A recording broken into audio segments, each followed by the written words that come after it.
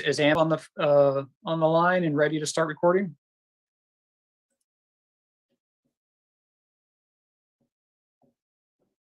Recording in progress. Okay. Kodiak, I see you're on the line. Are we good to go?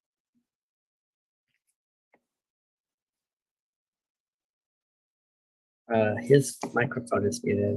We are live. He said yes. Okay, thank you. In that case, I will call this meeting to order. It is February 24th at 6:40 p.m. We're starting 10 minutes late due to some technical difficulties. I appreciate everyone's patience as we worked through that. Can we get a roll call, please? Of course. Can everyone hear me all right? Yes. All right. Chair Brian McCarthy, Here. Vice Chair David Bielsker, Here. Commissioner Amadeo, Here. Commissioner Herr. Here. She said here. Awesome, thank you. Commissioner Rana, Yeah. Commissioner Walton, Here. and Commissioner Woodson. Here. Thank you. Thank you. We have a quorum. If you would join me for the Pledge of Allegiance in a moment of silence. And if I may just ask that everyone please consider the folks that woke up this morning in a different state of personal security with all that's going on in the world. I will definitely be thinking of them. And I'm going to try something new here. I'm going to share my screen and we're going to do the pledge via video.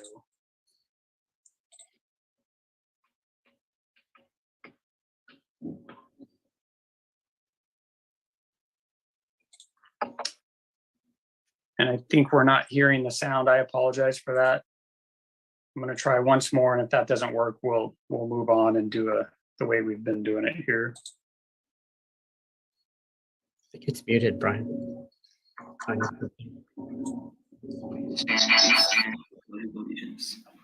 pledge allegiance to the flag of the United States of America and to the republic one nation under God, indivisible, with liberty and justice for all.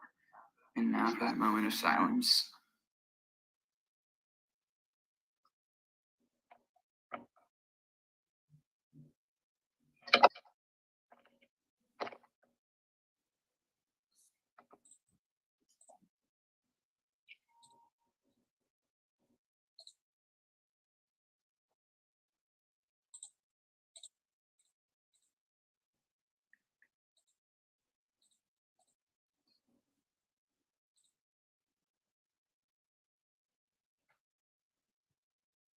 Okay, just bear with me as I figure out how to finish this. Can everyone hear me all right?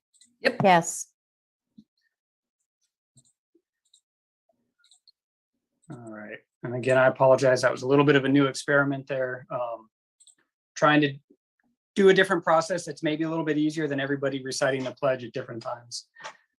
We'll move on to item number 4, which is special announcements and communications from the floor. This is the opportunity for any member of the public to address either the commission or share items of interest, community calendar events. You'll have up to 4 minutes to do so. Once we finish with that, we'll turn it back to the commission for an equal opportunity for commissioners to do the same.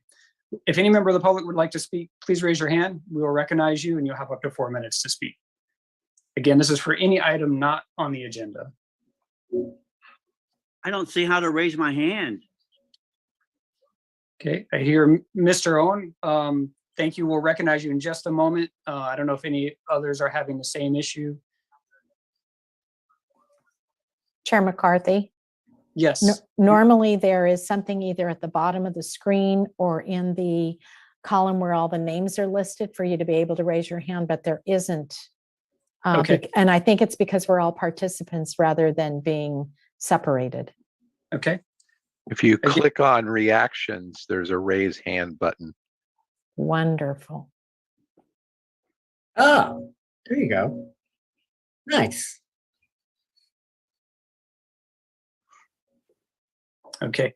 So let's go ahead and go to Mr. Owen. And if any other member of the public is having trouble raising their hand, we'll give you an opportunity to chime in here. Mr. Owen, can you hear us? Yeah, can you hear me? Yes. Go ahead, please. You have 4 minutes. All right, well, thank you.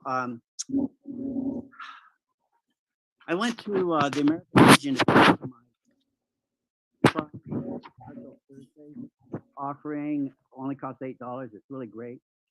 And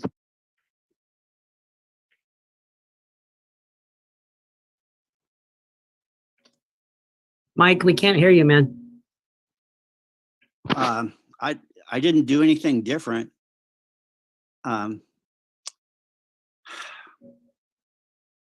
Aaron, why don't you go ahead and stop the clock so he can have his full 4 minutes. So go ahead, Mr. Owen. Can you hear me now? Yes, we can.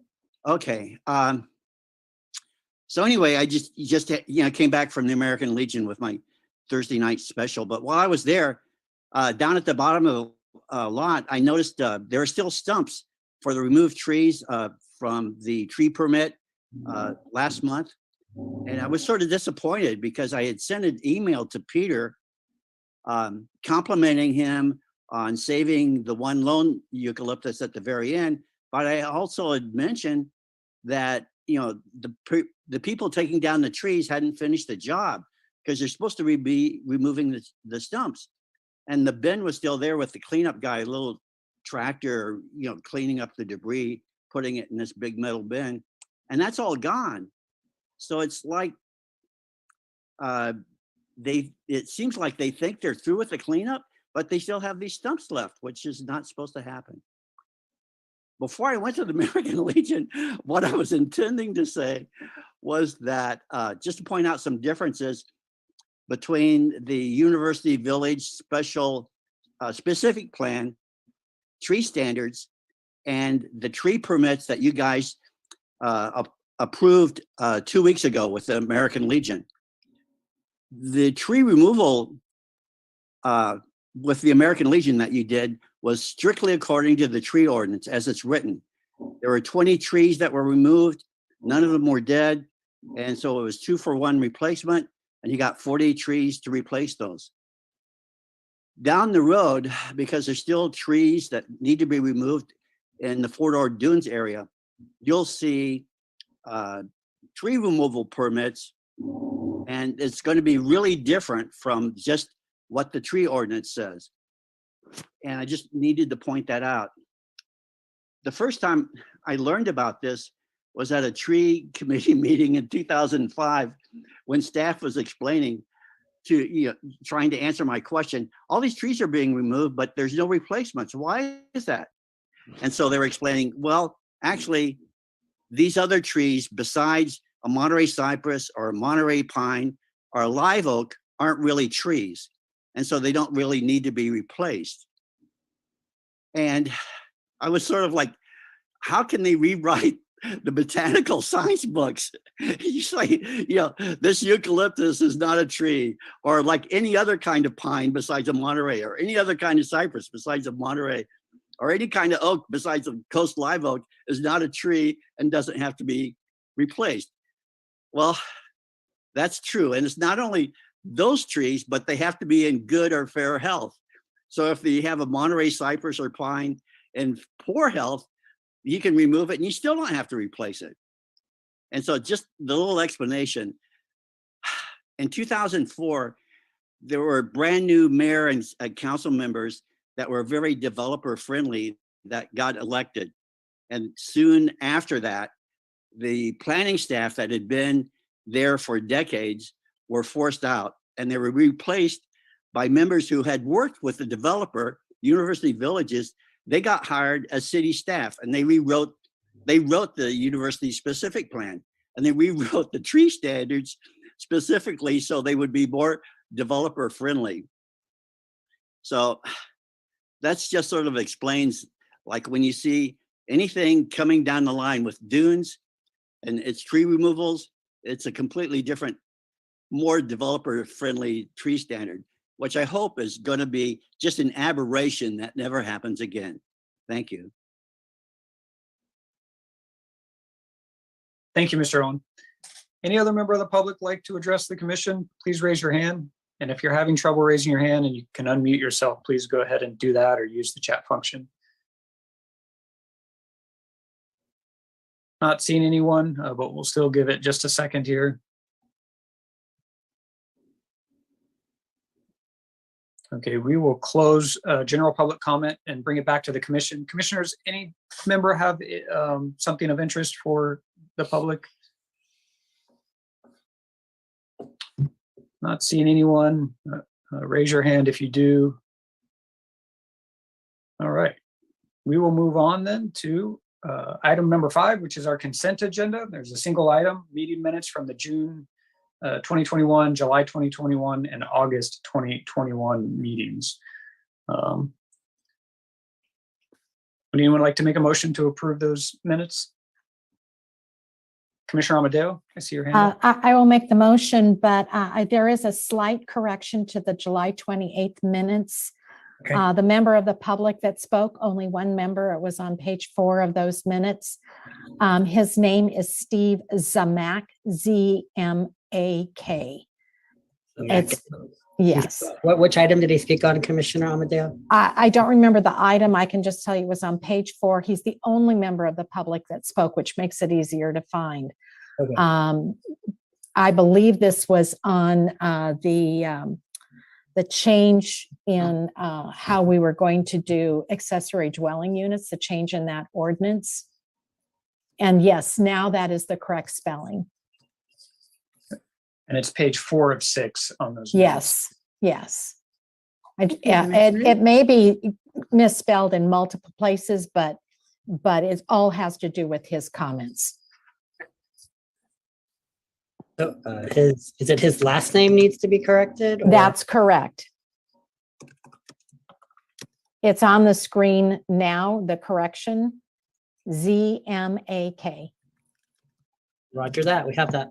Thank you very much. Thank you. Thank you, Commissioner And then Amadeo. I will make the motion to approve the consent agenda. Thank you. And I will second, just because I have a quick discussion item that I'd like to ask staff. Out of curiosity, I understand the importance of approving minutes, especially historically when we didn't have things like video records. And I'm just curious, if in the minutes something is misrepresented and we approve those minutes, but the video record clearly exists to show that that's not what happened, it's not as if by us approving those minutes, we rewrite the record, correct? That's correct. I mean, we do our best to have accurate minutes.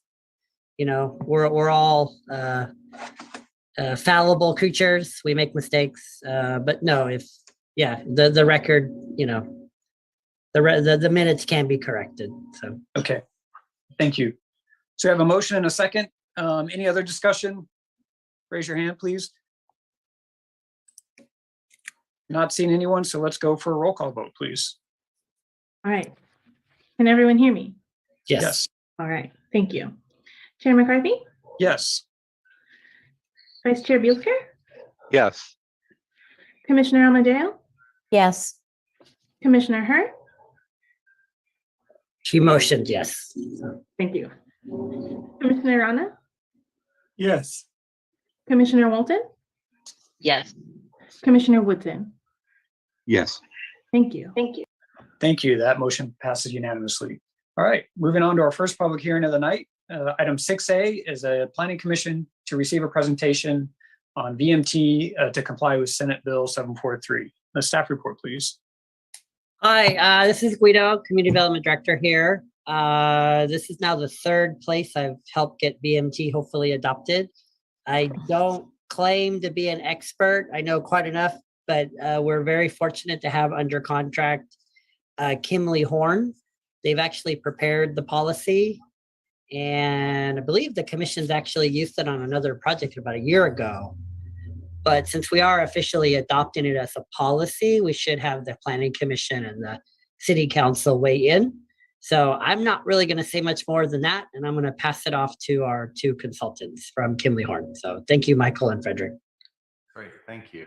Good evening, Chairman, Commissioners. Let me share my screen if that's okay. Yep. And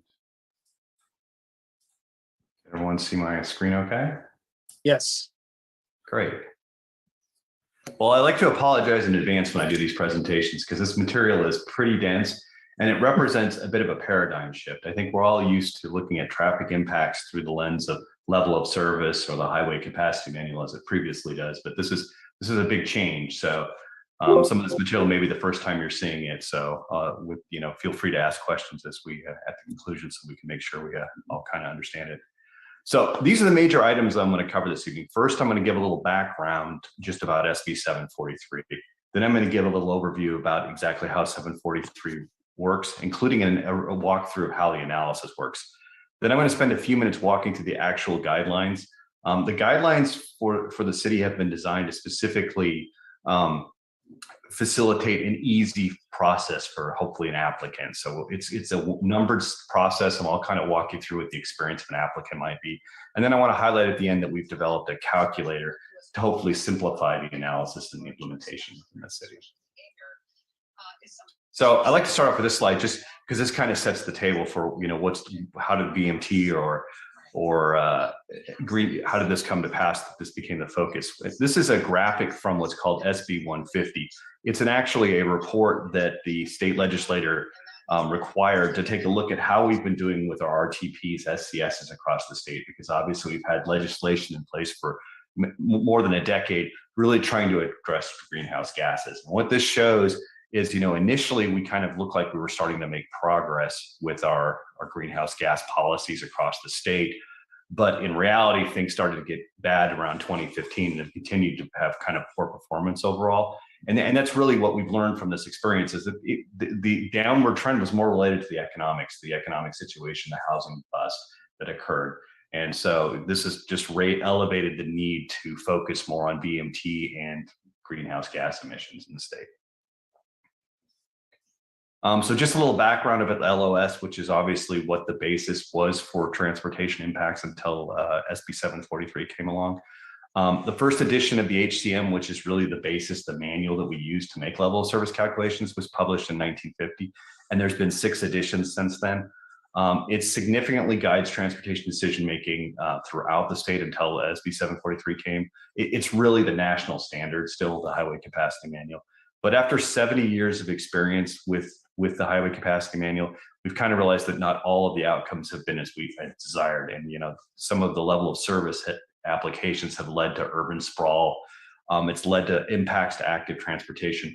Often when we use level of service, we find that we need to make improvements at an intersection, widen intersection, add turn lanes. Well, that makes it harder for somebody to walk across it. It makes it less safe for a bicyclist. And then we've also discovered the phenomenon what we call induced demand. And basically induced demand is, as we widen roads, not only do we accommodate new users to the roadway, what also happens is existing users start making more trips than they were before. So that's kind of why we all have this experience sometimes with freeways widenings that they almost feel like they're filled back in the next day. And that's really because we've lowered the cost of transportation. And so more people start driving more trips than they were before. The good thing about level of service is we really understand the outcomes after 70 years. We're still learning with BMT SB 743. So simply, what is SB 743? Well, it's CEQA specific, and I like to make that point up front because this doesn't preclude you from still using level of service for analysis. It doesn't mean you can't do it, but you can't do it for CEQA analysis. So this BMT, the SB 743, is the new basis for making a determination of a transportation significant impact. And the act, is really focused on improving sustainability and reducing greenhouse gas emissions by promoting denser infill development, reducing single occupancy vehicle, and improving mass transits. And all lead agencies had until July 1st, 2020 to implement it. Obviously we're past that date, so no CEQA document can now come out and not deal with SB 743. OPR published the guidance, which is kind of it's actually the basis for how we develop the guidance for the city, and most jurisdictions throughout the state have kind of followed that. That was published in December 2018, so we've had a few years of experience with that guidance. One of the things that it recommends is how land uses should be split out when you're analyzing them. It's a little bit different than level of service, and I'll talk about what that means in a few minutes here. And the key thing is BMT is the principal metric. So what is BMT? Simply put, it's just the vehicles over the distance they travel. So if you kind of look at this graphic, what I'm showing is, we have 4 vehicles, they travel 3 miles. So it's simply 4 times 3. So we have 12 vehicle miles traveled. So when we're talking about a segment of roadway, we say the VMT is 12. This is what it means. We had 4 vehicles travel 3 miles. It's that simple. but that's the metric we now use.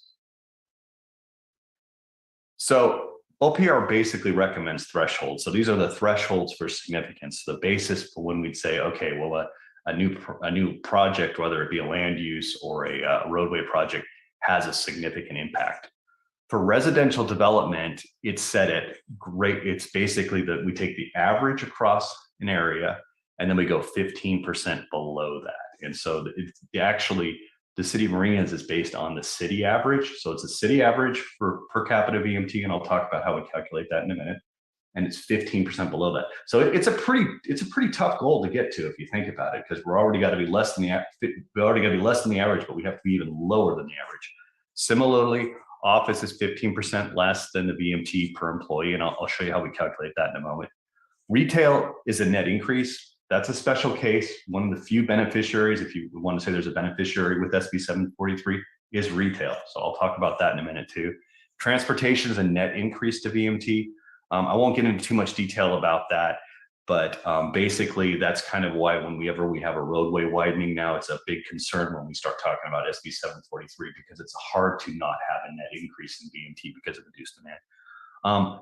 And even though I've pointed out these are the thresholds, neither the statute or CEQA guidelines include thresholds. It's just if we don't follow OPR, we need to include substantial evidence to why we're not doing that. So I think the best practice throughout the state has been most agencies have followed OPR.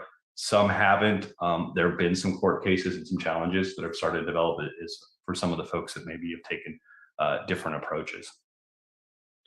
So this graphic kind of shows you how we do VMT from a residential standpoint. So if you just imagine it, and I'm only taking a single home, but typically we're looking at a development in the aggregate, so many homes. But if you look at it, you think about over the course of the day, you know, this family makes trips to school, they make trips to shopping, they make trips to work, and we take those trips back and forth.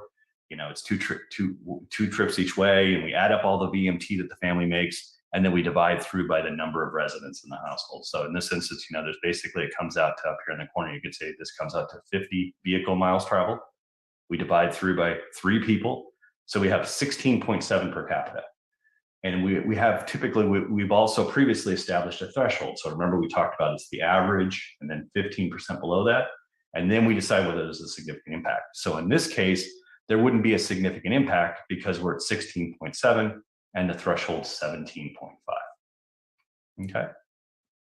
Similarly, when we talk about an office, it's basically the same idea, but we're only really focusing on the employees. So we're not using the residents, we're using employees. And this applies to basically any employment category where the biggest primary source of VMT is related to the employees.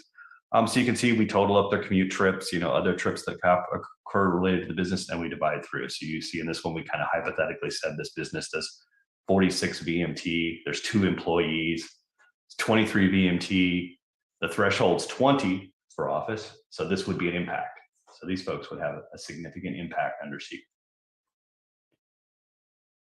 Now I want to shift gears and talk about retail. I kind of alluded to the fact that retail is one of the primary beneficiaries, if there is one to go along with SB 743. And that's really because retail has a very special connection with how we make trips.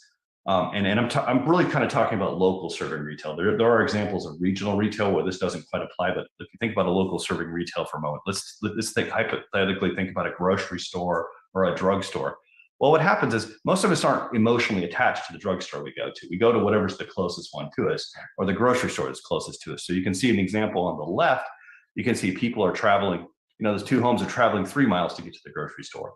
Well, we build a new store and suddenly we've shortened that trip. So what happens is the net effect is overall, we reduce VMT.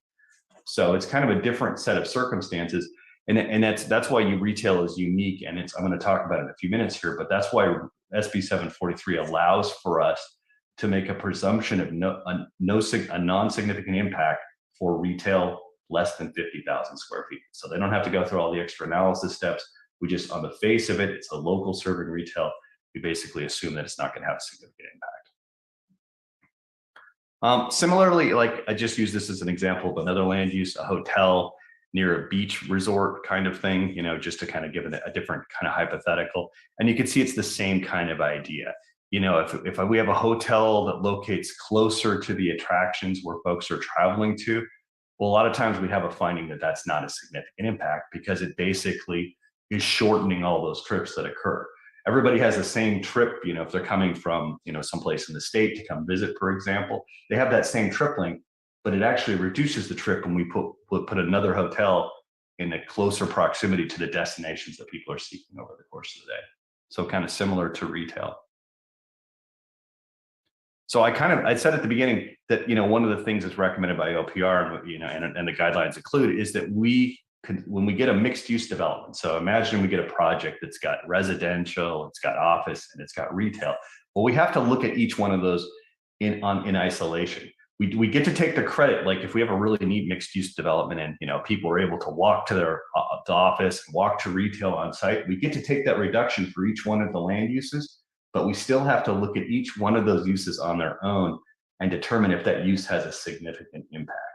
And so you can just see in this example, kind of bringing it all together. Imagine this was a mixed use development. Well, you know, the residential didn't have a significant impact, the office does, and the retail doesn't. So we'd have to seek to mitigate the office impact. Okay.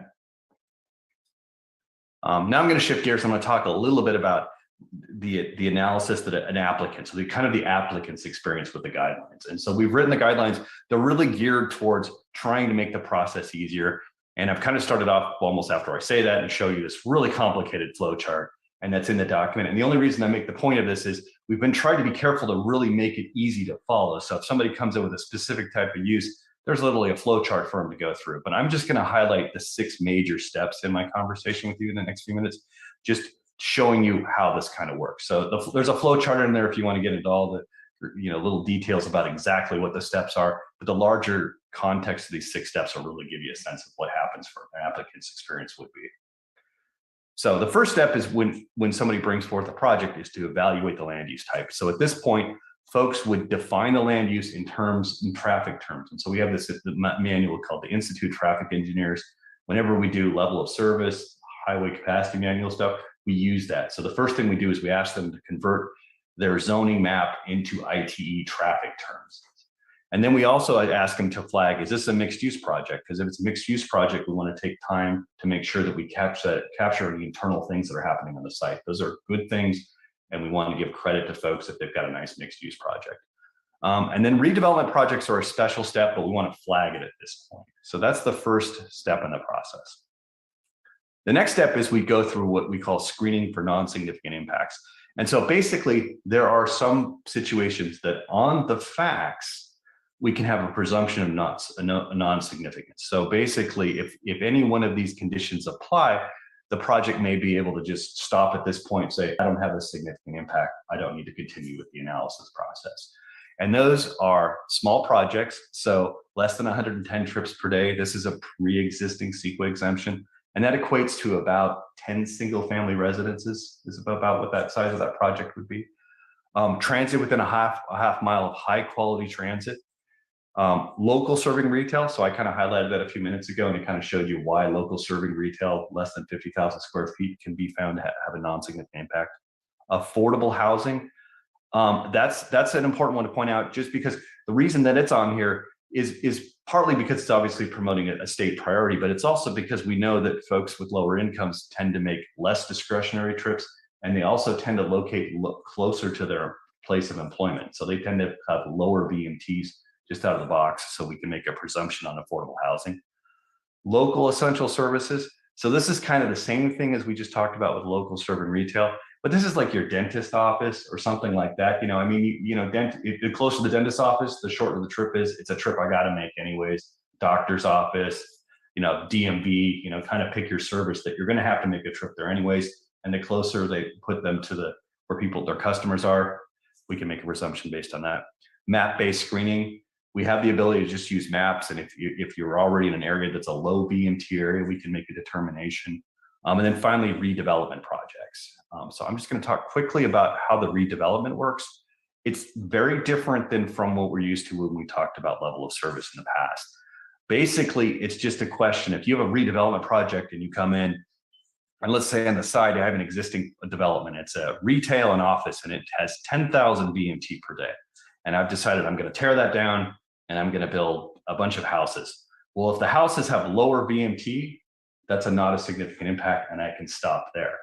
But if this had more BMT than what's currently on the site, it would be as though the site was brand new site. I can't take any credit for what's on there today. I start from zero and start the analysis there.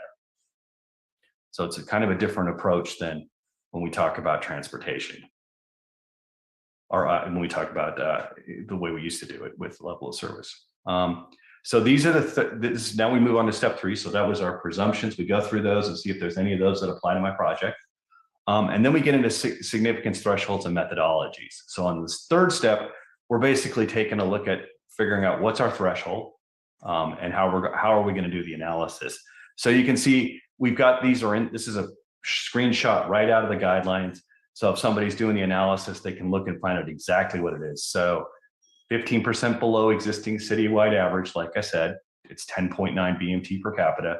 The office is 6.6, 15%, and then all the other thresholds are kind of spelled out here as well. So that's right in the guidelines. That's exactly what it looks like. And then step 4 would be the scope of the VMT analysis. So they've kind of figured out what their threshold is. They've kind of figured out how they're going to do it. And at this point, we ask the applicant to basically coordinate with the city and write out how they're going to approach this analysis. So there's some agreement on scope. We want to avoid the idea that somebody redoes the analysis more than once, hopefully to make it easier on everybody. This is an important task too, because sometimes there's unusual land uses that come to light. I've done some really strange ones over my career, things like a cemetery, amusement park, all kinds of, sometimes these weird land uses pop up. So they take a little more thought than just a typical one. So that's at the point where you'd be able to catch any of that and come up with the right way to do it. Step 5 is simply BMT analysis. So they carry out the analysis in the manner that was agreed to with the city, and there to be a determination, is it significant or is it not significant? And at this point, we start developing mitigation measures. And so mitigation measures for VMT are a little bit different than LOS. There are obviously things, what additional things can I do to reduce VMT? So I've got just a bunch of examples up here.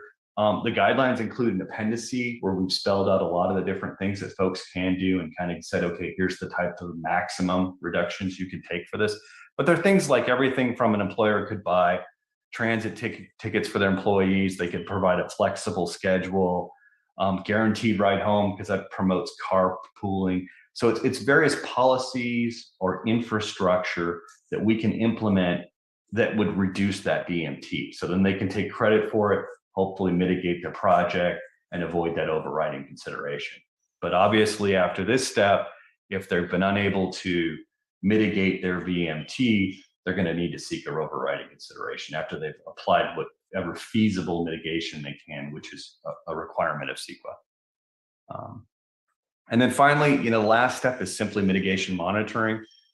This is actually one of the things that can be a bit challenging with BMT, because if I say I'm going to buy a bus pass or something like that, you potentially I could be doing that in perpetuity. So that I could need to keep reporting that. So that can be a little bit of a challenge when we talk about mitigation monitoring, which is also a requirement of CEQA. But I think a lot of times what we suggest folks do to not have this become an onerous thing that the city has to deal with all the time is do something like a trip cap, which is we basically just say, okay, maybe for the first 2 years, the applicant or developer needs to basically measure the trips at their driveway. So they need to put a tube count out and count the driveways and show that they've had the reduction that we estimated they would.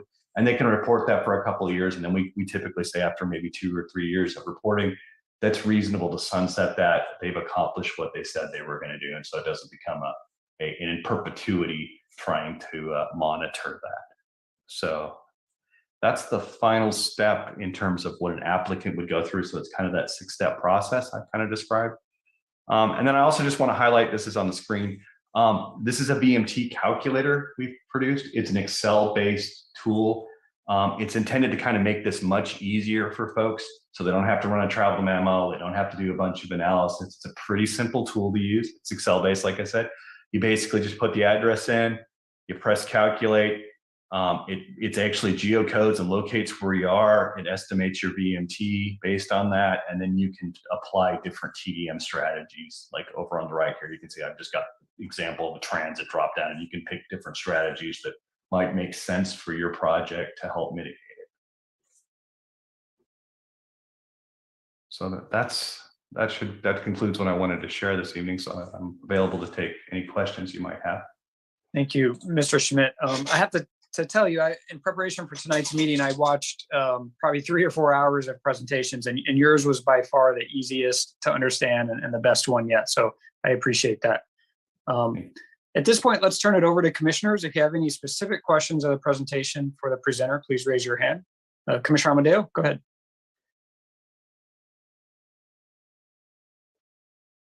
You are muted, Commissioner Amadeo. Yes, I realize that. It was a great presentation, and I really appreciate it because I am familiar from many years, either planning commission or city council, with the LOS that we've been using forever. And so this was really important to understand. I do have some questions about mitigation and specifically mitigation monitoring.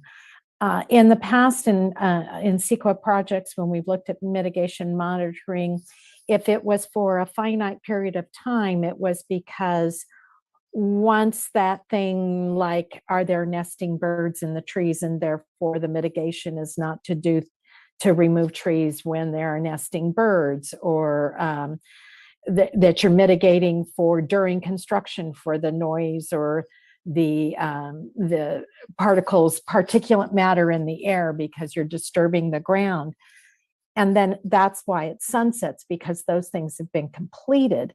But with this, it sounds like even if you do mitigations, that there is no expectation. You're going to put a time frame. You monitor it for 2 years and you're done. But what if they don't continue to provide transportation tickets, or what if they if the use changes?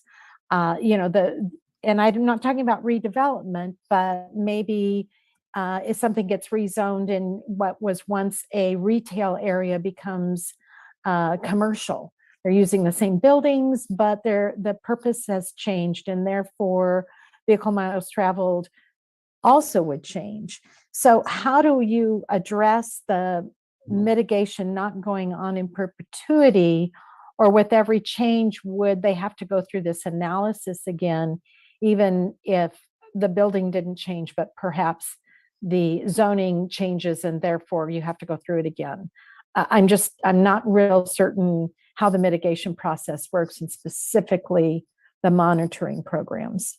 Yeah, and you've gotten at a great point. I think this is why, applicants have a preference for infrastructure-based solutions. They're not really fond of these policy ones because it's easier if I put a bike rack in, and after 2 years, the bike rack, I'm getting the low number I've got. Well, the physical bike rack can't be removed, and so my mitigation is my mitigation kind of thing.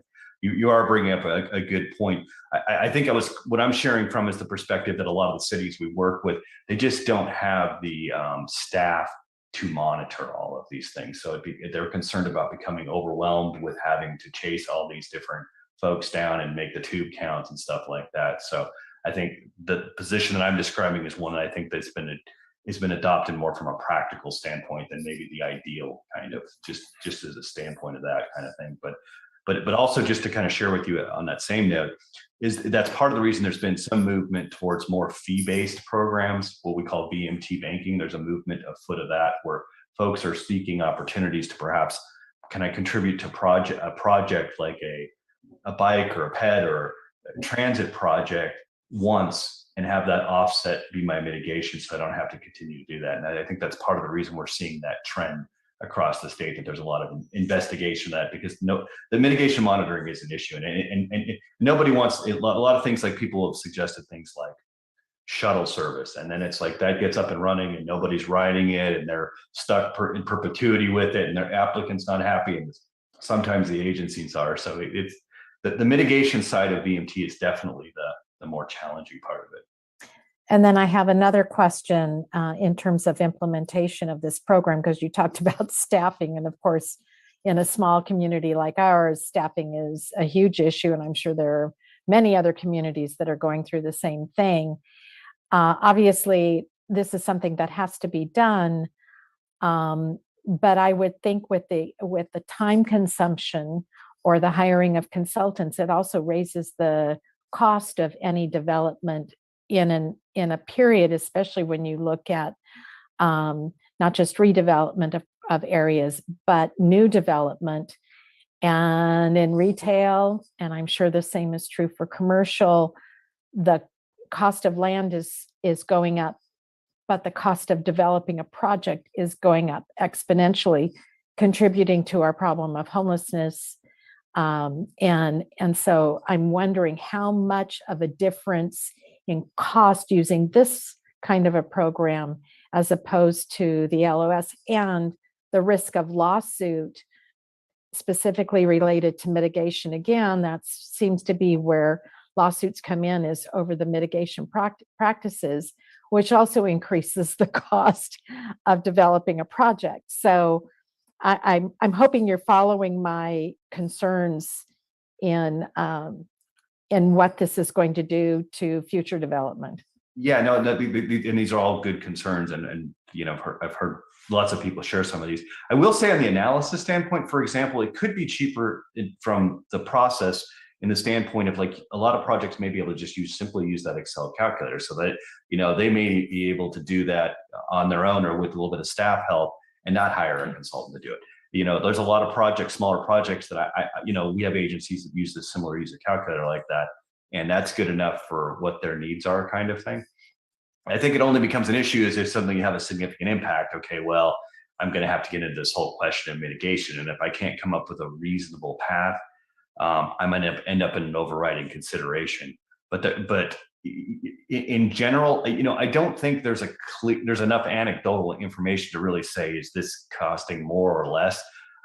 My gut is it probably costs a little more, and I'll tell you the reason I'm saying that isn't because I think mitigating BMT is more expensive than often the level of service is very expensive. You end up with intersection improvements or roadway widening. But I think what's going on in a lot of places in the state is it's a parallel system. They didn't give up level of service. They just now handle that under the general plan process. And so some agencies are still saying, okay, you still have to do this, and you got to do the improvements we want you to do, and you got to do BMT. So I think the answer kind of varies. Some agencies have changed their position on level of service, have downgraded their level of service studies to maybe just an access study, or just focus on safety. They're not asking for widening or major infrastructure improvements as part of it any longer, and they're just focused on BMT. And I would think those have probably gone down in cost, but in situations where they've kept the two, it's probably gone up. Okay, and then the last part was about the CEQA lawsuits in general. And they all seem to have to do with mitigation measures. Do you see that this system may actually reduce CEQA lawsuits as it relates to traffic and analysis?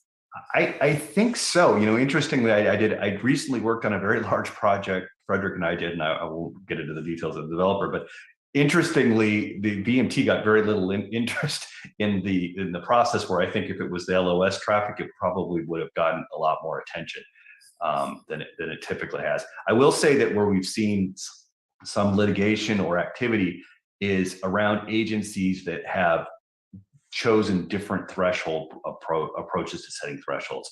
I think the most recent stuff, we've seen a couple examples of agencies that have either had to back down their guidelines or kind of revisit stuff just because they've got enough threats of lawsuits or similar that they weren't able to do that. Because I think some people because this is what is true is across the state is in some areas, this is a much more difficult threshold. It was easier under level of service for folks to avoid a significant impact than BMT. If you're in a rural or suburban setting with those types of thresholds, it's a more difficult thing to accomplish. Okay, thank you very much. Thank you, Commissioner Amadeo. Vice Chair Bielsker. Thank you, Chair. Commissioner Amadeo actually had asked one of the questions I had. So My question is related to the threshold percentages and the in Appendix B, we talk about the incentives and infrastructure, and who sets those percentages? You know, where does that come from? Is that part of the law? Sure. So for the threshold percentages, what that actually, the way that those came to pass is the state first started with the greenhouse gas emissions targets they needed to hit. And, you know, CARB went through this process and said, well, we know we can't get to where we want to do with greenhouse gases if we're only relying on technology. Electric vehicles aren't going to get us there. And so they worked down to the number and said, across the state, we need to aim for this 15%. So that's CARB kind of led to that. And OPR took that mantle, and that's where the 15% came from. If you're talking about the Appendix B, which is the TDM strategies, well, those come from something, and I'm not going to get this name completely right because it's a lot on the mouth. It's California Association of Pollution Control Officers. I think that's what CAPCOA stands for. They're an organization that basically has been responsible for putting this great book together that, you know, I think it's used throughout the US actually, because it's such a good manual of basically taking TDMs and putting them together in a research book and says, here's what it is. And that the book that we've all been using was published in 2010. And I don't think at the time there was an expectation of SB 743, but it's still kind of the guidance where a lot of us turn to. There are other research items out there, but to be fair, BMT hasn't gotten the research or the focus that Level of Service does. So we're still, the contents of that book are still under development to some extent because we just don't have the years of it. But they did just recently in August release a draft and then a new version of that guidance in just last month. So there's a brand new version of the CAPCO guidance. And so it's all based on research. You know, they've gone out and done studies, tried to do their best estimates. Where TDMs are challenging is context, because, you know, they do their best job to kind of come up with them. But at the end of the day, there's still some professional judgment. You got to kind of use some good judgment when you're using those to kind of say, you know, how applicable is it in this location? How reasonable is that percentage based on where I'm at? What's going on around me? What's the context? So there is some professional judgment that needs to go with the use of transportation demand measures. Okay, and I had one more question regarding the incentives. Can somebody stack incentives? Meaning apply several different things, because we have situations here with housing, and developers get a lot of incentives and they tend to work off of these incentives to get to the next incentive. I think that the short answer is there's nothing to preclude you from having multiple TDMs going on at the same time. But there is a sensitivity. You got to be careful about the fact is you can't double dip either. You know, you can't say I'm going to have you can't take credit for saying I'm going to do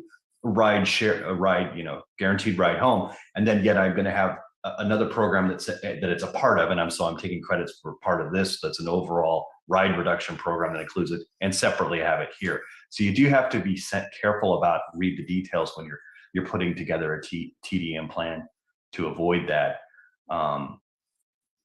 So yeah, I mean, there's just some professional judgment and care that has to occur when you're doing this work. Okay, that was a great presentation. Thank you very much.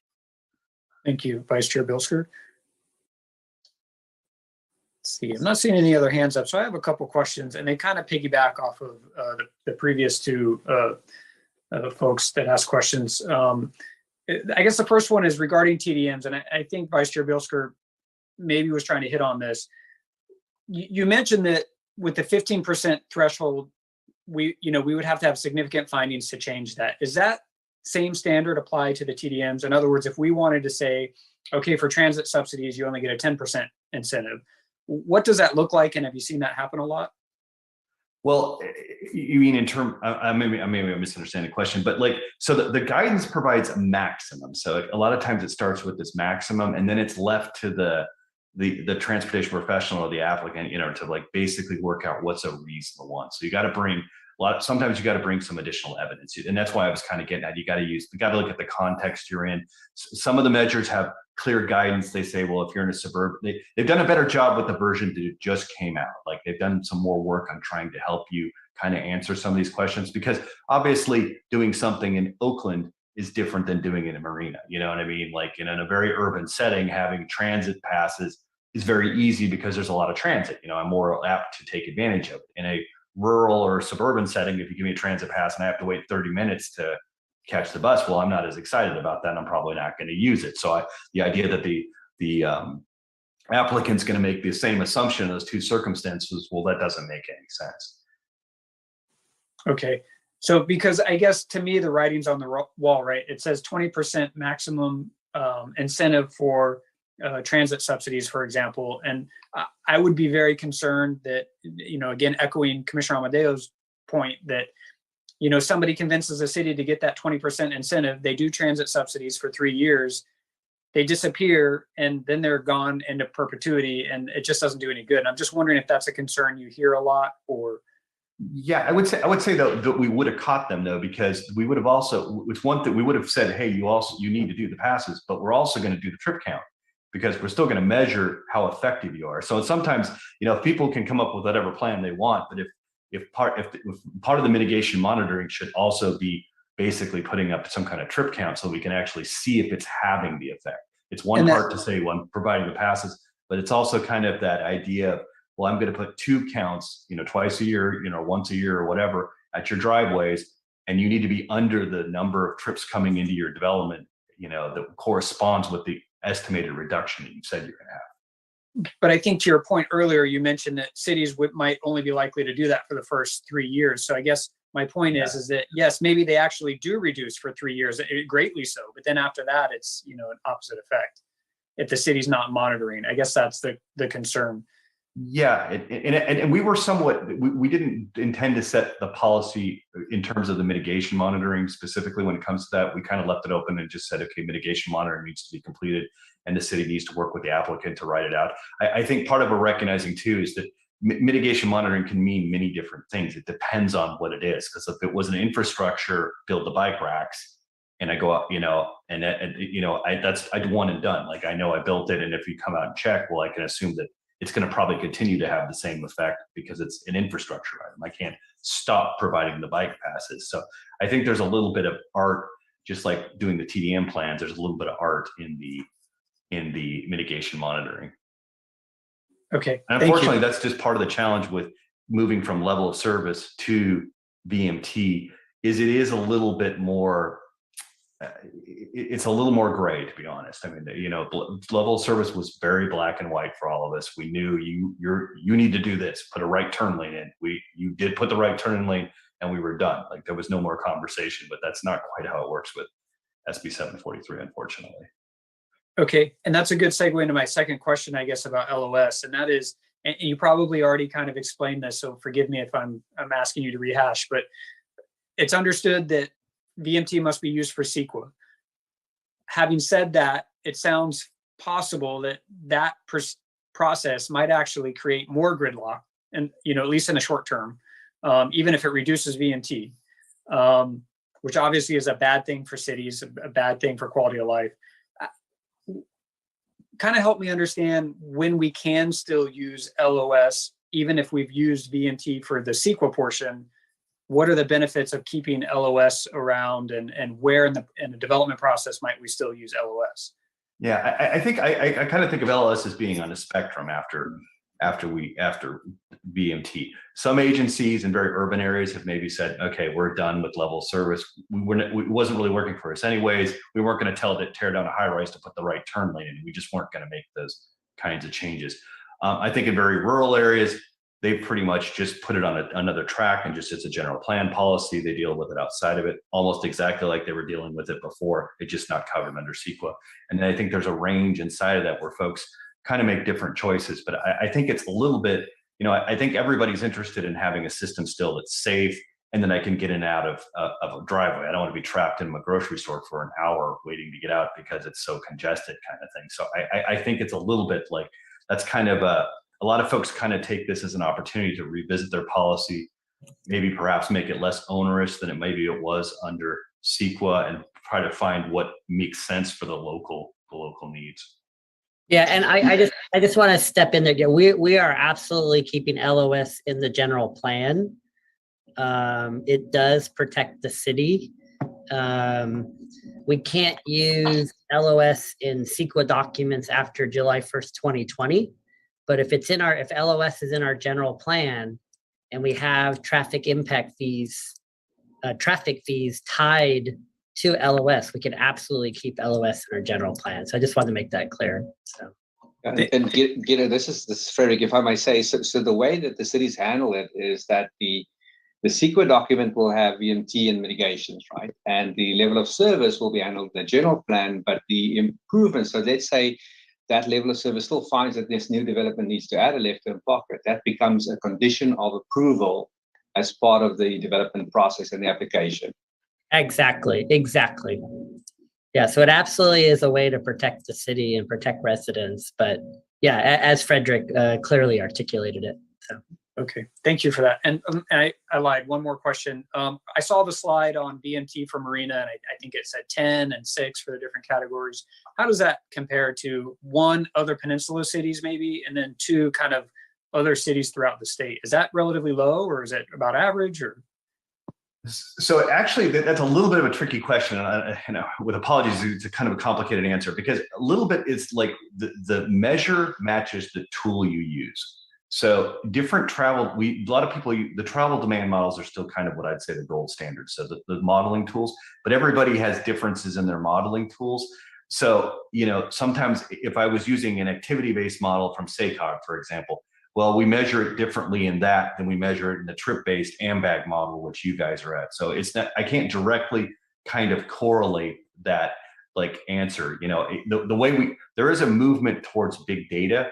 So those kinds of questions are sometimes better answered. We do a lot of work with a data set called a company called Replica, which is a spin-off of Google, which is a spin-off of this thing called Sidewalk Labs. So it's easier to look at that data. I think, on balance, it varies throughout the state. I mean, I think, in the area that you guys are in, there are, clearly you've got a little bit of a more challenge with BMT than say like the Monterey, might have, or something like that. But, you're kind of in that suburban context where I would see kind of in terms of what the BMT looks like. So you definitely have pockets where it's going to be more challenging. Like I can, from the maps and stuff like that, on the face of it, there's going to be probably more impacts. Thank you. Commissioner Amadeo, I see your hand is up. Thank you, Chair McCarthy. When you start talking about this change in how it's basically in how we analyze traffic flow for CEQA, my question becomes, if making the kinds of improvements we've made in the past because of LOS, improving intersections, widening roads, et cetera, which really doesn't improve anything. I agree, you just end up with more vehicles on those roads. Is there an end goal in mind, in that whether you live in a densely populated urbanized area or you live in a more rural area as Marina is, will the public transportation system get some sort of financial credits for the changes that are made that improves or increases is a better word, increases the need for better public transportation? Marina's been hit very hard over the years when MST, our bus transportation system, has made cuts to stops in Marina while increasing stops in other communities. And I know some of that has got to do with ridership. I missed 2 bus stops that were within walking distance of my house that I thought, good, when I can't drive anymore, because I expect to live a very long time, but I don't expect to be able to drive for a very long time. I no longer have a bus stop that is in comfortable walking distance for an elderly person from my neighborhood, which is on sand dunes and steep and, fine for going downhill, not so good for going uphill. So is there going to be some kind of a system associated with this that will improve public transportation in these regions where you are now measuring things differently for CEQA? I think what my observation is that this is part of a trend. So I think what we're seeing is it's going to become part of SB 743 is I think it's specifically designed to force land uses to places where there already are. So increased densification. And it's also makes it much more difficult to do roadway widening. So I think, you know, the Caltranses of the world have already said, hey, this is going to probably change how we approach things.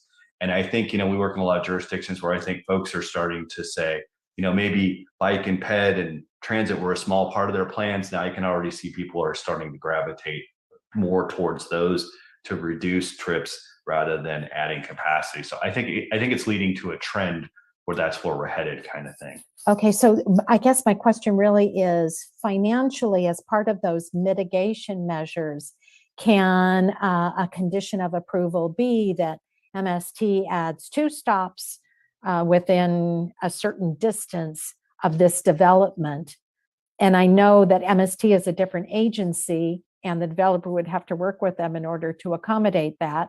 Mhm. But if there's the demand, you would think they would want to have the 2 stops. So that's what I'm really getting at. Is there going to be mitigations that would allow for the quick approval of better public transportation for any new development? Yeah, you could absolutely mitigate like that. And what you're alluding to is also, like, I started to touch on this trend of what we call VMT banking, or the idea that some agencies are now saying, well, we're just going to ask you, instead of we're going to redo our impact fee. I'm actually just starting the project with Fresno COG on this exact point, where they're basically saying, we want to look at the idea of, can we, instead of collecting impact, move away from collecting impact fees for roadway capacity, we want to collect impact fees to do transit, bike, ped projects, BMT reducing projects. So it's kind of a shift where I can see money starting to shift in that direction. Okay, thank you. And can I just on MST? So MST will not have a probably not have a request like that. I would rather want to be in the city's shoes and say, developer, right? We need you to build bike lanes. We need you to put transit stops at this location, because MST is going to say, yes, if the stops there, it's great. If there's ridership, yes, we'll implement a route in that direction. So if the facility is already there, that's the way to approach it. Great, thank you very much. Thank you, Commissioner Amadeo. Any other questions on the presentation from commissioners? Commissioner Walton. Hi, and thank you for a great presentation. It always feels like an education when I come in and get my packet. So I just wanted to know, where can we get a hold of the calculator so that we can play with it and see what you guys see on your end? Thank you. I think we can Guido can distribute that. I think the city has it, so I don't, I think it's Absolutely, yeah. We can share that with the commission, and then hopefully in the near term, the council adopts the policy. Obviously, we need a recommendation from commission, and we can put it on our website. And yeah, however we can get it to the commissioners and the public. So that's fine. Thank you, Commissioner Walton. All right, not seeing any other hands. This is a public hearing. A chair, I do have to ask the consultant. We did get some questions from Landwatch, and so all this is part of the administrative record. And so whenever we get comments, we want to make sure that we clearly respond to those comments. I just want to make sure that Frederick and Michael respond to those comments that we got from Landwatch before we go to the public. So. Okay. Yeah, I can speak to them. I've just pulled up a copy of the document. We went through them today. We just got them in the last couple of days, so we've been working to address them. Just generally speaking, I don't think they're difficult ones for us to address, and so they were mostly clarifying kind of things. But I could highlight a few of them just to point out. They had asked us to add language in regards to the city making a determination as to the appropriateness of applying those presumptions. And so I've added some language to the document that basically says, hey, the city will make will be responsible to make a determination whether it's appropriate when someone's using one of those presumptions. So that's in there. I realize the commenter will probably want to see these too, but I just want to highlight them. There was just a few of them. There was also a question about the sustainable community strategy one. This is a more challenging one. There is this whole thing about AMBAG has a sustainable community strategy. So they, which we're all, obviously Marina is under that umbrella. And there was a concern about, well, one of the things that OPR says is, well, one of the reasons you wouldn't approve a project, the small project one where I said 110 trips per day, is the idea that it wasn't compatible with a sustainable community strategy. This is the only one of their comments I haven't addressed. I just because I've provided some reference material to go with that to explain why not, but it's just because it would be too difficult for us to write a policy that I think we could be concrete on. So I've just recognized again that the city's responsible to make that determination. And just got one or two more. Apologies, they're kind of complicated. If I can just ask while you search for that, when you say the only policy you haven't addressed, does that mean all the other questions that Land Watch has asked, you've essentially taken their recommendation? Am I understanding that correct? Or that I think that's a fair statement. I slightly reworded the exact, because they gave some very specific language. I slightly reworded some of it, but I think we kept in tone and responded to it. They basically they wanted just to make sure there were some clarifying statements about, particularly when it came to TDMs. It's exactly some of the stuff you actually brought up about, like, what if we're layering them? Is that appropriate? So we wanted to make the point where you need to be careful about layering different ones so that they're not causing an issue. And then also wanted to make the point that the maximums in that Appendix B, well, those are the maximums. That doesn't mean you're entitled to the maximum just because you identified that you can use that TDM. You still have to use good judgment. So we added those responses to comments. And I'll just quickly see if there's any more. I think that's the only ones. And then there were two comments on the maps, which we both addressed both those comments just to add some more clarity as to what exactly the map was showing. So the only comment that I feel like we didn't address specifically was the comment about sustainable community strategies. And I think that's just because, in our opinion, it would be too difficult to write a policy that would make sense in all situations, because a lot of times a project will come in, it would be impossible for us to predict where it's going to be, what it's going to be, and write a policy that covers all those eventualities. So it's really the city's preview to kind of say, well, is this incompatible? And I think for the most part, in a place like City of Marina, because you're a smaller incorporated area, this isn't really a significant issue. I think the SCS is more of an issue if I'm in the unincorporated area and I'm putting a land use out in an area that wasn't predicted by AMBAG in a very rural setting, kind of. okay. And I'd like to share, I think one of the reasons that Land Watch is in tune with what's going on here is that the County of Monterey has a greenhouse gas workshop on Friday that deals with, I think, this issue in VMT. And so kind of a question that goes along with that for you would be, how does what the county is doing in their effort affect us? Or does our policy kind of stand completely on its own? Well, actually, we've done their policy as well. So they're very, very similar. So, which is one of the nice things is, there's a lot of similarity between the jurisdictions of this area. We've done most of the policies. And because of that, we don't have these situations where you get to the edge of a jurisdiction and suddenly the rules dramatically change or the thresholds dramatically change, kind of thing. It's an even playing field. Thank you for that. Okay, still seeing no hands from commissioners. I would like to open up the public hearing and go out to the public. If any member of the public would like to comment on this item, please raise your hand. You'll have up to 4 minutes. I'm not seeing anyone, but I'll give you just another couple seconds here. I know it's exciting stuff, so I'm sure everybody wants to speak about it. Okay, I am not seeing any hands. So we will close public comment and close the public hearing and bring it back to, is that the right phrase to say, close the public hearing, or does that happen at the end? Fine, that's fine. Okay, bring it back to the commission for further discussion and entertainment of a possible motion. Any questions from commissioners? I'm not seeing any. I will make a motion, not seeing any hands, if I can find it here, that we receive the presentation and provide a recommendation to the City Council on adopting a vehicle miles traveled as the metric for conducting transportation impact analyses to comply with Senate Bill 743. Second. And a second by Commissioner Amadeo. Any discussion on the motion? I do have a comment. Please go ahead. Should we not include the changes that were not in the packet when we received it, but we received tonight as a result of the letter from Landwatch. I think the answer to that is yes, but I'd like to get Guido to chime in on that if he's willing. Yeah, that's, hold on, trying to.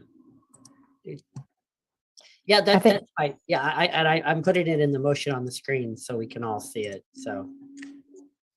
So could you restate your, or I guess I made the motion. So the restated motion is to accept the policy as amended with, that include addressing the issues from Landwatch. Great, my second holds. Okay.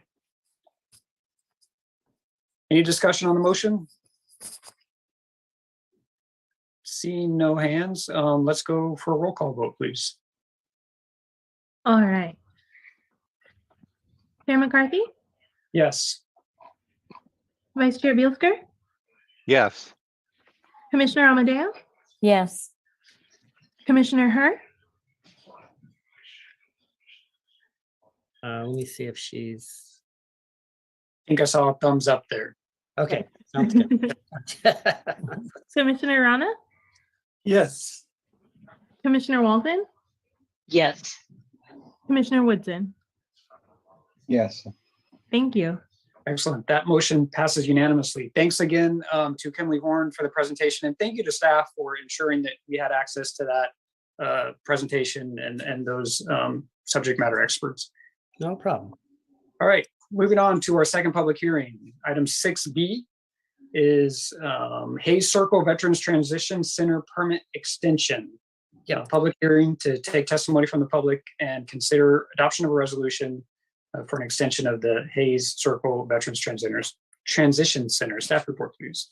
Yep, I'll be giving the presentation, so.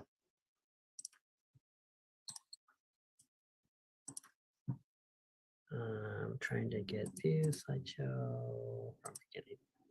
Can everybody see my slides? Yes. Okay. So this is for a 71 unit project, 100% affordable. As you can see on the screen, it actually is meeting a lot of the city's lower income housing goals, which are very challenging to meet because of the subsidies and the tax credit involved. So just a little bit of background on the project. The original project was actually submitted in September of 15. And then the city council approved it November 20th of 2018. The original approval had a 2-year life. And then in the middle of the housing, the COVID crisis, the state legislature adopted AB 1561, which automatically gave projects an 18-month extension. And that would have put them to about May-ish of this year. So they now have filed for an additional extension. So this is just a general aerial of the shot of the site. As stated earlier, it is a 71 unit project. It is 3 stories. It's approximately 42 feet tall. It has approximately 26 bike parking spaces. There's a 28,000 square feet of common open space in the project and about 4,000 square feet of private open space. Because it is a supportive housing use, they actually were only required to provide 21 parking spaces. They're actually providing 60, which is very commendable to the applicant. This is just a general overview of the site. So the current request is really just to extend the life of the permits, and because they're not changing the permit, and the city council has already done the general plan amendment to multifamily, so that still stays. That's not being touched. So the planning commission really is the appropriate body to extend the use permit and the design review permit. So the only kind of major couple of comment we had was from Mr. Owen. We did visit the site with Mr. Owen and the applicant. I did speak with him. These were the three major comments. I felt like we have consensus on the issue. He did ask, can they put up the orange fencing around the trees? That is 100% a doable. And actually, we should probably just be adding that as a standard condition of approval anyways. He had some clarifying questions related to the type of trees. And then he did ask, can the trees that are going to be on site go from the 24-gallon to the 15-gallon trees? And I didn't see a problem with that. I did pull the file and read several of the staff reports. And from a staff perspective, as long as the ratio of the number of trees is not being touched, then seems like an appropriate request. But I'll let Mr. Owen speak on that issue later. These were some of the trees that are going to be saved. Like I said, we did walk the site. It's a very beautiful site. If you get a chance to go out there, it's a very beautiful property.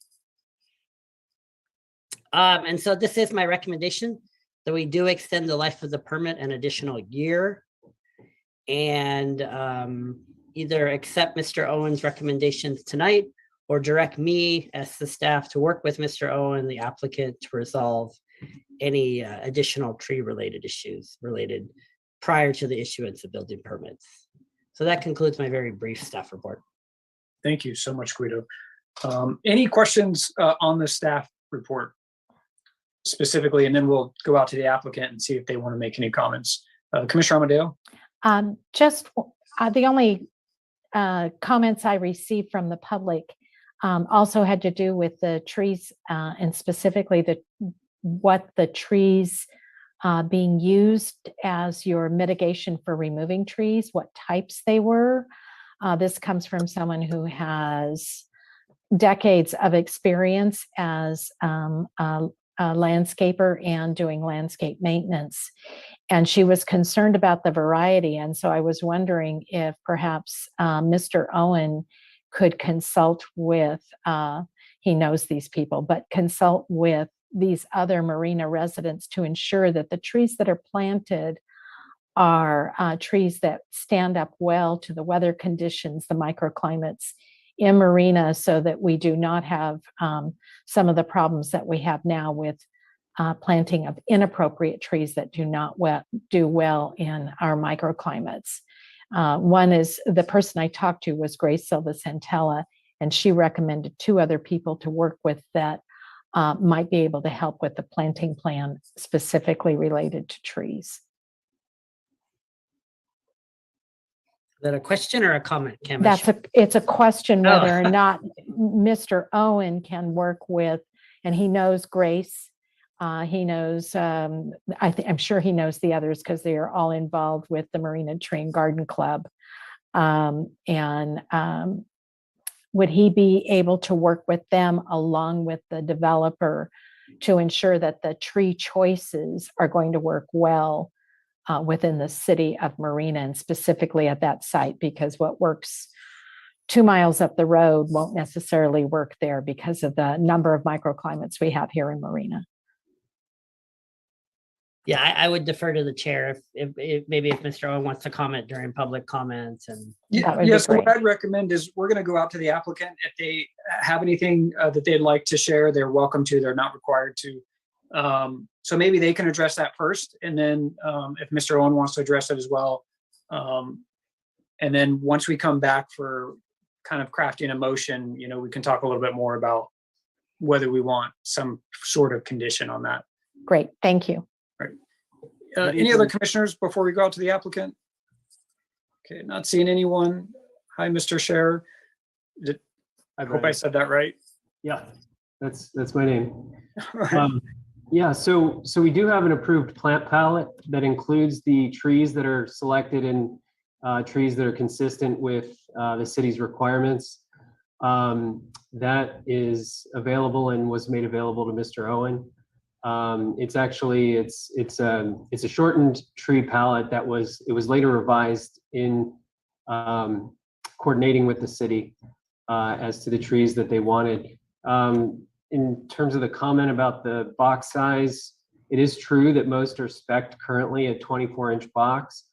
I've been in contact with our landscape architect and with the project architect, and we're open to reducing that to a 15-gallon box. It's up to it's really though, that's driven by the city. So if it's okay with the city, we are glad to take the feedback and open to working with Mr. Owen to reduce the box size.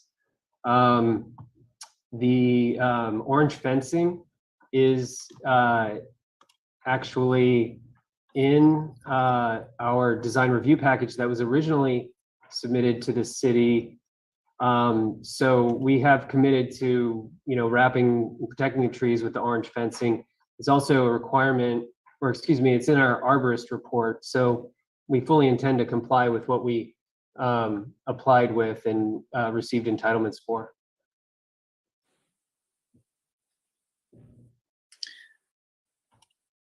Thank you. Any questions for the applicant? I'll start.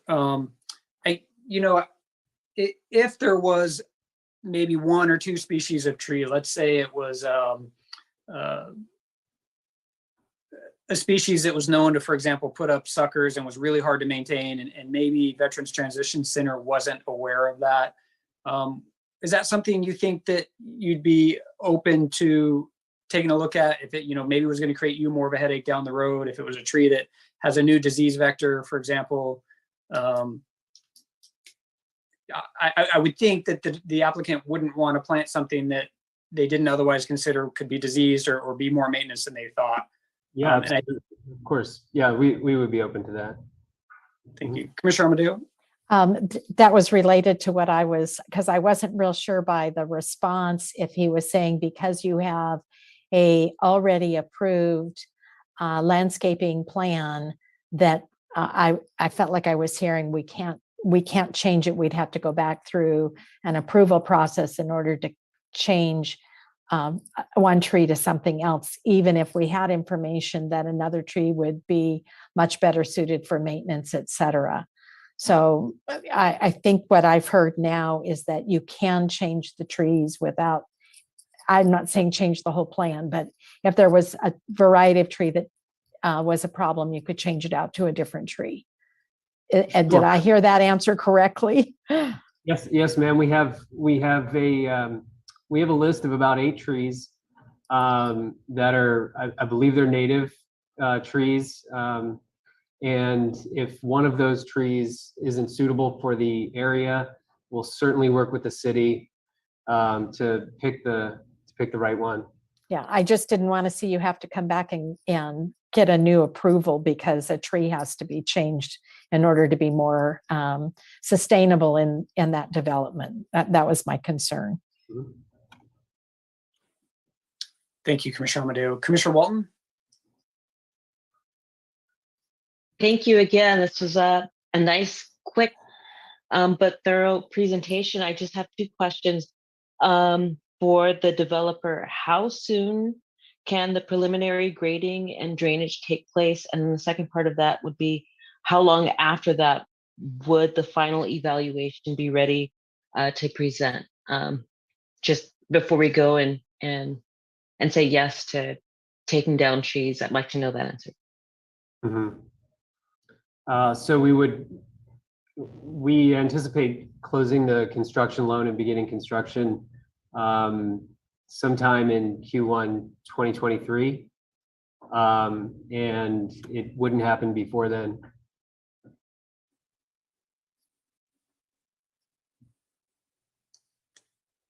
And that's for the drainage and grading, Q1 2023, or the evaluation?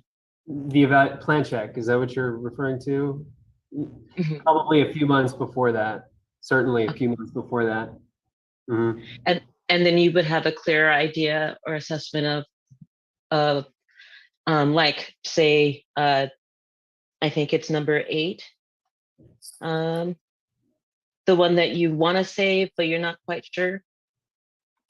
Number number Tree 8. number 8, Monterey Cypress. Oh, yeah. I believe So, that's the one. yeah, before that time, we'll reevaluate the trees that are there, if there are any that are marginal. And we'll, make the right decision at that time with, with our landscape architect and according to the instructions in our arborist report that was assigned to the city in 2016. I think there were a couple of trees that Mr. Owen was concerned were missing. We walked the site last Thursday. We were able to identify those trees were still there and still tagged to be saved. Thank you.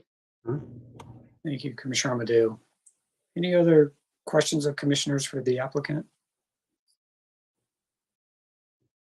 All right, I'm not seeing any hands. So what I'd like to do is open the public hearing and go out to the public.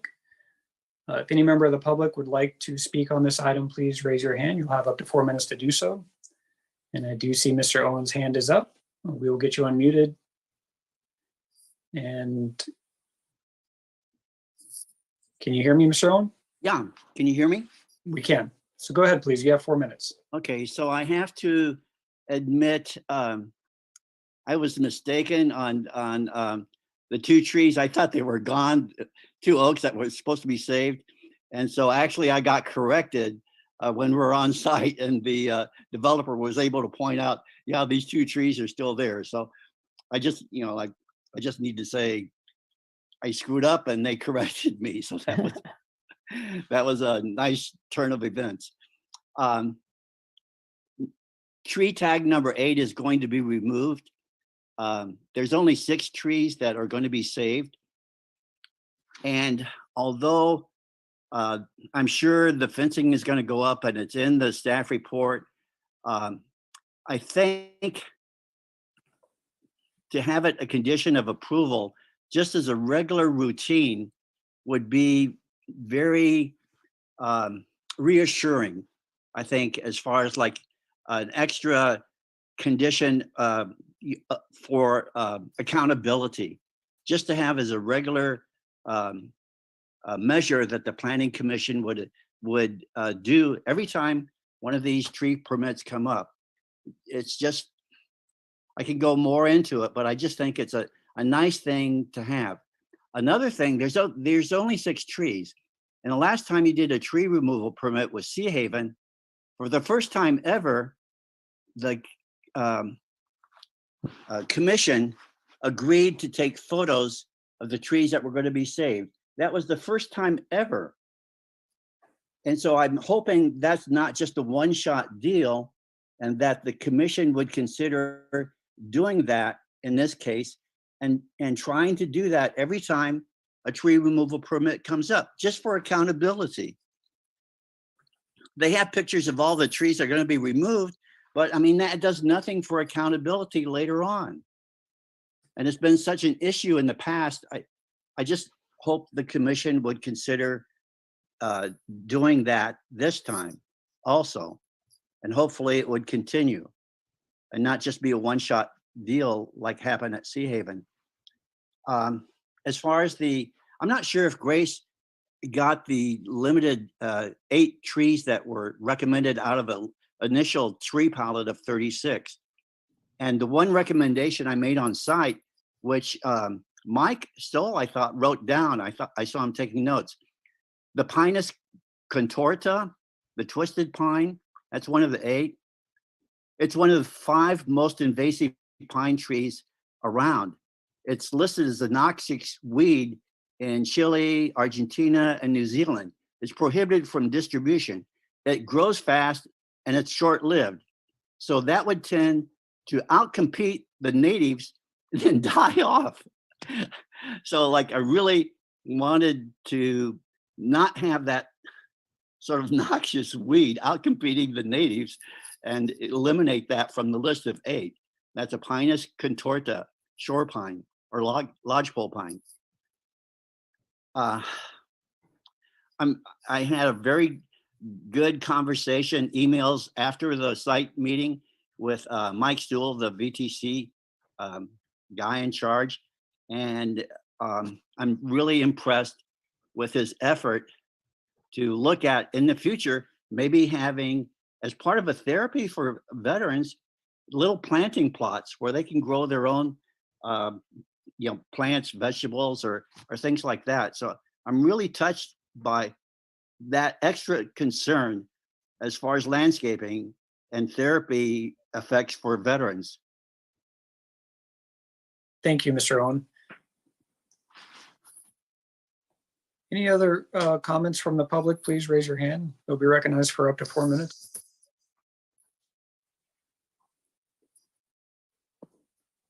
All right, not seeing any other hands, we will close the public hearing and come back to the commission. Any comments on the public comment? And we can entertain a motion or ask questions of staff, have discussion. Commissioner Amadeo?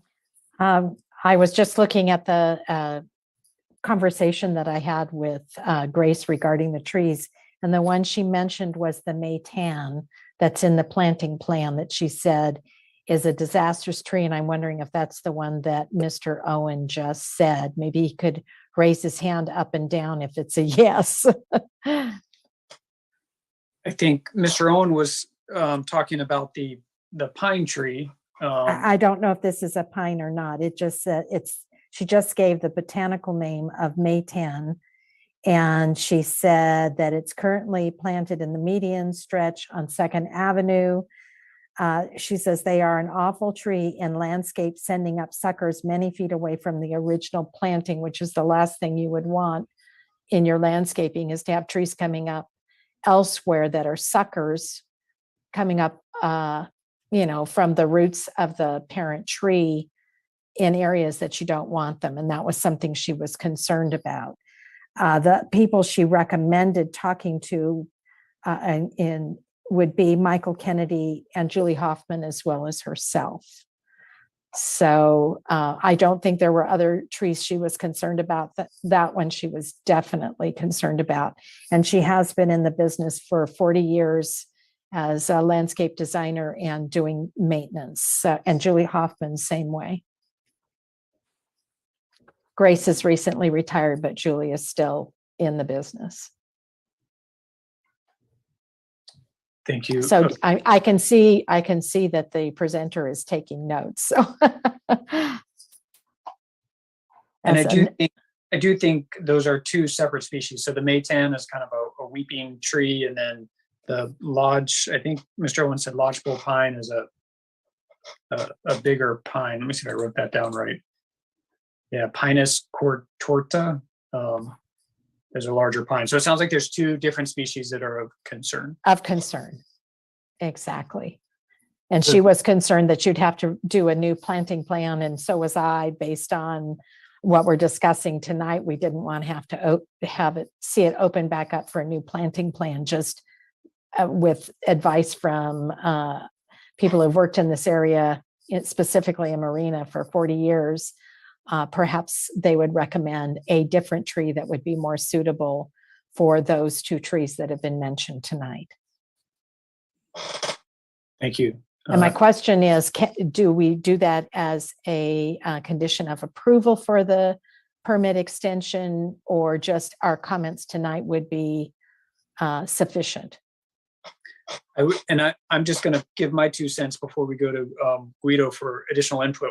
What I would think is we can do kind of, we probably have pretty broad latitude to do what we want to do, but I think what I'd be more likely to support is more of a recommendation and ask the VTC to work with Mike Owen and the two other folks that you mentioned, if they're willing, but I really hesitate to put firm requirements on them. I feel that way as well. I don't like doing it as a condition of approval, but I do want to see that what gets planted has the opportunity to be very successful and create a great environment for our veterans that live there.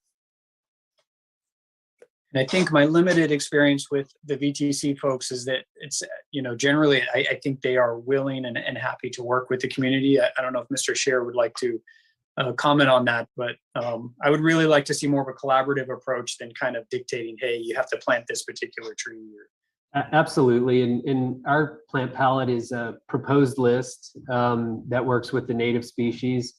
The Pinus contorta is on there, but it doesn't mean we have to use it. And certainly if there's no interest from the city or the neighbors, you know, to plant that, it doesn't have to go in the ground. The other one that was mentioned doesn't show up on our list here, and I am looking at the botanical name, so but I don't see it. Okay. You know, if you want to communicate that to me through email, I'll make sure that it doesn't arrive on our site. If there is in fact, you know, an issue with the plant. So yes, to answer your question, we're absolutely open to working with Mr. Owen and, you know, the city on the tree species. Great. Thank you. Mhm. Any other questions from commissioners or discussion items? Would anyone like to entertain a motion?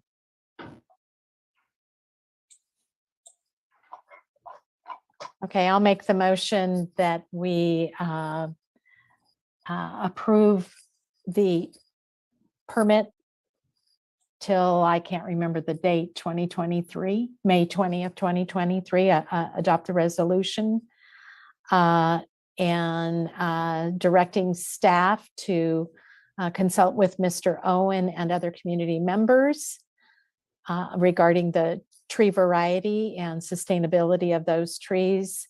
I believe the orange fencing is already in the permit, and replacing the 24-gallon size trees to the 15-gallon trees. I highly support that, just based on the fact that that the smaller original size has a tendency to adapt more quickly and present a better risk to its long-term survival. So that is my motion. Great. Motion by Commissioner Amadeo. Do we have a second? I'll second that. All right, second by Vice Chair Bilsker. This is a time for discussion. I just have a couple comments. I'm looking at the staff report. I do see the Mayton borea, I guess is on that tree list. It's called the Mayton tree, Mayten. And then my second comment is, and I think this is what Commissioner Amadeo essentially said, but I just want to make sure we're on the same page, is essentially what we're saying to the applicant is, by right, you still have to do exactly what was in the original proposal. We would ask that you make some changes after consulting with Mr. Owen and that they're approved by Mr. Owen. I don't think he can approve or disapprove, but that Yeah, they work with him to ensure that, and it says other community members, and that was important, that and he knows both of them, Julie Hoffman and Grace Silva Santella, to work with those other community members just to ensure that we have an appropriate variety of trees planted on the site for long-term sustainability.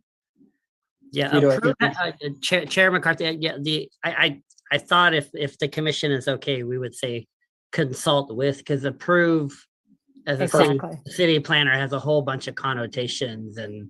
Exactly. Yeah. So Perfect. That sounds great. Thank you for that clarification. Any other comments? Okay, well, let's go for a roll call vote then. All right. Can everyone hear me okay? Yes. All right. Chair McCarthy? Yes. Vice Chair Bilsker? Yes. Commissioner Amadeo? Yes. Commissioner Herr?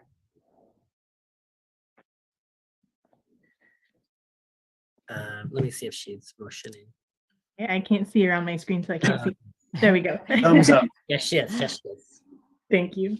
Commissioner Rana? Yes. Commissioner Walton? Yes. Commissioner Woodson? Yes. Thanks. Excellent. That motion passes unanimously. All right. So moving on, our next item is 10A, and it's commissioner comments and staff information reports. There are 3 items. consisting of a Pacific Roots Catalyst project update, registration for Planning Commissioner Academy, and ethics training follow-up. Staff, do you want to take those one at a time, or do you? Yeah, the first two of them are really easy. So I do need to register the commissioners by March 4th. I have, if I in my notes correctly, I believe Commissioner Amadeo has asked to attend, and Commissioner Herr. So those are the two. If anybody else wants to go, please let me know ASAP. The second one is the ethics training. So, my predecessor, Fred, retired. And so I'm trying to get a handle on, so every 2 years, the planning commissioners are supposed to do the AB 1, 2, 3, 4 ethics training. And I have not been able to find where exactly that's been kept for the commissioners. So if you've done that training in the last 2 years, if you can send me your certificate, please send it to me. Otherwise, I'm gonna have to make you guys all do the training again. It's only a 2-hour training, but time is precious. So If I go- can, yeah, if go I ahead. can offer up, as a council member, it was in my file with Anita Shepherd Sharp. And I know the last time I did it, I actually went to her office, not downstairs in the planning department. So you may find that others have been filed away with Anita Shepherd Sharp as well, as opposed to being filed within the planning department. Well, actually, I asked her, and she referred me to HR, and then HR referred me back to her. Okay, So I will find my copy. Yeah. And I'm just trying to do right by the commission because it is a training, and you guys are supposed to do it. So if you have it, please send it to me. And if I don't get it, say by the next meeting, then you'll be getting a link from me to say, hey, complete this training. And honestly, a lot of it's pretty basic. Like, if you have a financial interest in a property, obviously you shouldn't vote on an item. If you're within 500 feet of a site, obviously you shouldn't vote on an item. And, a lot of this, but it's required training. And so I need you guys to do it. So that's 2. And then the third one is the chair asked me to do a little bit of research on the Pacific Roots project. So I watched the tape and I spoke with the applicant a couple times. So my understanding is they did open. There were some road improvements that had to be done. Those were deferred in a deferred agreement with the city. And then through the course of my research, it appears as if the building itself was also supposed to be improved.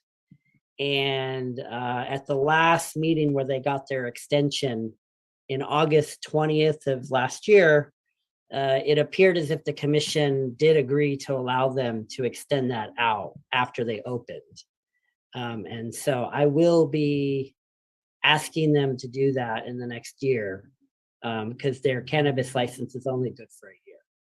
But that's my understanding of the situation as of now.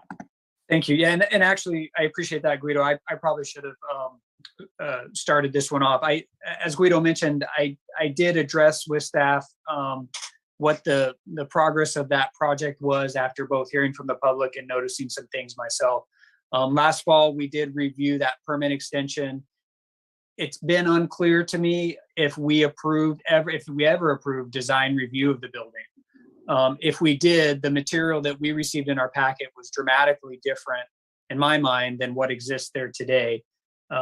So I did ask some questions about whether design review was formally approved. And then, of course, there's follow-ons to that. If not, how is it possible that a business is open? And if it was, how is it possible that a business is open that nowhere near reflects what we received in our commission packet? So it sounds like that's still being worked a little bit on the staff side, but it was a concern of mine, and I did ask for an update, and so I appreciate that.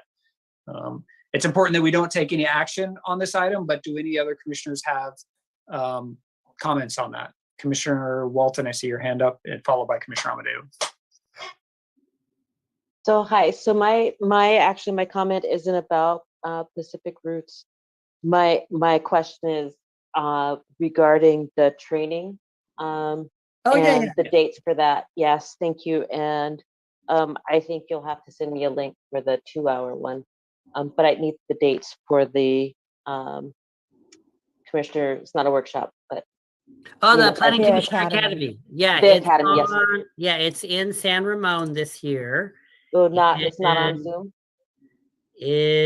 I don't believe so. I'd have to double check. I think it's in person this year.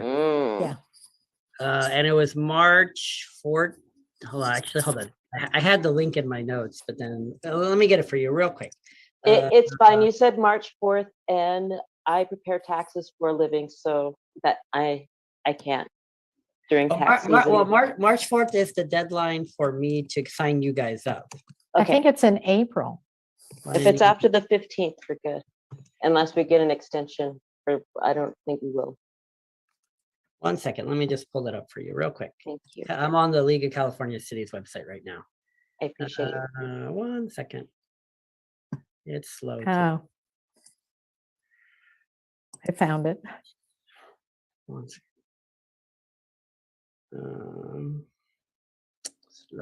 Slow. Planning Commissioner Academy, March 16th through the 18th in San Ramon. Right. So that's what it has on there. Will there be recording? Because last year was so good. I really would love to participate, but I know I wouldn't be able to make this trip. So I attended the League of California Cities kind of monthly planning roundup, and I asked that exact question, and they said no, because it's not a hybrid meeting, so there won't be recordings. However, there will be copies of the presentations, which might be helpful. So basically, the slide deck. And I'm good with the slide deck. If someone could get that to me, I'd appreciate it. Thank you. Yeah, absolutely. Yeah, if Commissioner Herr and Amadeo share that with me, I can share that with the rest of the commission. So. You are appreciated. Thank you, Commissioner Walton. Commissioner Amadeo, you started to raise your hands. Do you have any further comments? Yeah, and it's funny because her questions took me back to the academy, and now I don't remember what I was going to ask about the last item. But where the academy is concerned, if any other commissioners plan on it, any other female commissioners plan on attending, I have done room shares in the past at the hotel, and I'm happy to do that again. It saves the city a bit of money, and it's always fun to discuss what we've learned that day. So if anyone ends up going, I would volunteer to do a room share. Thank you, Commissioner Amadeo. And you said you couldn't remember, we were talking about the Pacific Roots project. Did you have any comment on? Yeah, I'm remembering it the way you are, Chair McCarthy, that when it came back to us, I don't recall any kind of design review. We were told that they would get an extension on the exterior road improvements, sidewalk improvements. And I remember about interior improvements, but not, and that doesn't really concern us as the Planning Commission. It's about what the use is and how it fits into the neighborhood, et cetera. So I don't recall anything regarding the outside of the building. But my question to the director is, have you seen a video of that particular meeting? Yes, I watched the entire tape. And did you see it as being a design review for the exterior of the building? Because I don't recall that at all. So there are actually two meetings. May 14th of 2020, the commission reviewed the projects. And in those plans, there were very specific changes to the buildings for the different sites. I just don't recall that. And then in August of last year, at 1 hour and 17 minutes into the tape, you actually brought up, Commissioner Amadeo, I understand that the exterior modifications won't be done for 3 to 6 months after opening. And the rest of the commission actually said, yes, that makes sense. Okay, all right. And so that's where I'm getting the fact that. And I think when I'm remembering, because I'm remembering the issue of the sidewalks and the parking which are exterior, but I didn't remember the building design. But if I mentioned that, then I must have seen it at the time. Yeah. And so I approached the applicant. They were under the impression they only had to do the road stuff. And on May 14th, 2020, the commission resolution clearly showed the building shall be done in substantial compliance with the plans attached to the resolution. And so I did tell them, so I will be meeting with them in the next month to Good. say, no, you guys need to do these. This was in the resolution from the commission. So yeah, so I'll be having the, but obviously we'll give them time, whatever time they need, so. Don't say whatever time they need, because they may decide they need 3 years. And Well, that's I not mean, it's doable. a year license, right? So obviously. we'll have to- Right. Yeah, exactly. So. Okay. Any other comments from commissioners? Well, I'm sorry, Commissioner Amadeo, did you have further comments? No, I just did not remember the building at all. I only remembered the exterior parking, sidewalks, et cetera. So that's why I wanted some clarification. All right. Thank you, Commissioner Amadeo. Any other comments before we adjourn for tonight? Not any hands. Thank you, everyone, for joining. Have a great night, and we